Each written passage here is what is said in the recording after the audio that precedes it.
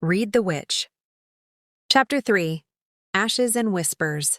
The gate slammed shut behind them with a final metallic groan. Michaela staggered as the fog released her, Bill's steady hand catching her elbow before she collapsed. Ahead, the bonfire burned, a stubborn wound of light in the endless night. They stepped into its warmth like sailors crawling out of a storm. Michaela dropped to the dirt, her chest heaving. Bill crouched beside her with his usual grunt, already fumbling for a cigarette he knew wasn't there. Across the fire, Feng Min sat cross-legged, eyes fixed on the flames, while Meg Thomas leaned forward, restless, legs twitching like she still needed to run. No one spoke at first. The fire crackled, the fog whispered, and Michaela's thoughts churned with echoes of the dream, the same dream that had haunted her before she was ever taken. She looked across the fire at Meg. The words rose before she could stop them. "I dreamed I was you," she said softly. Meg's brow creased. "What?" "Back home. Before the entity dragged me here." Michaela's voice trembled, then steadied. "I used to have nightmares. In them, I wasn't myself. I was you, running, fighting, lungs burning, legs carrying me further than I thought possible. I felt everything, every scrape, every bruise. I thought it was just another bad dream, but it was this. This place. You." The fire popped. Feng tugged at her shoelaces, her face pinched. Bill gave a humorless chuckle. "This realm screws with your head," he said. "Dreams, visions, déjà vu. It's all part of the game. Don't give it more power than it already has." But Michaela shook her head. "No. These dreams came before I ever knew this place existed. And Julian?" She swallowed hard, her throat aching. "Julian recorded me having one of them. He wanted proof. And then he disappeared. Days later, I was taken too." Her eyes burned as she stared into the flames. That wasn't coincidence. Those dreams meant something. They still do. Maybe it's because I'm a witch. Maybe I'm supposed to see more than one version of this place. Maybe that's how I find the way out.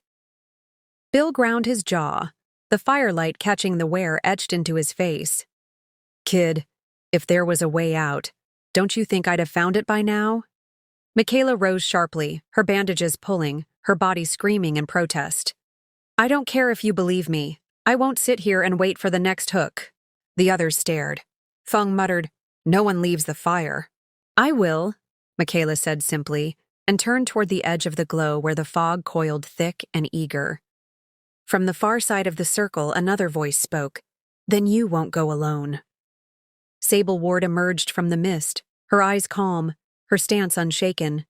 She fell in beside Michaela without hesitation, and together they stepped into the dark, leaving the campfire's warmth behind. The fog thickened into crooked hallways, branches bent overhead like ribs, leaves curling into symbols Michaela almost recognized.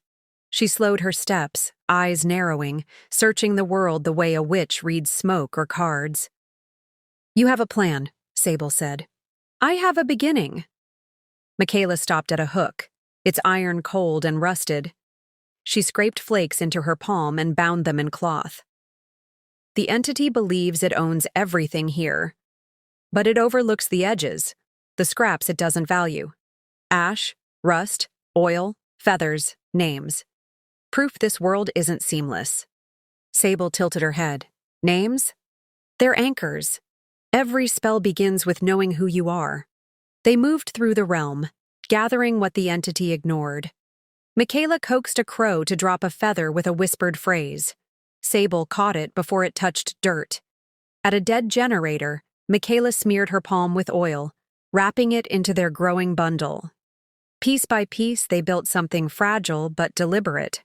At last they came to a clearing where the fog pooled unnaturally, pressing like a held breath. Michaela crouched, drew a circle in ash, and set the bundle in its center.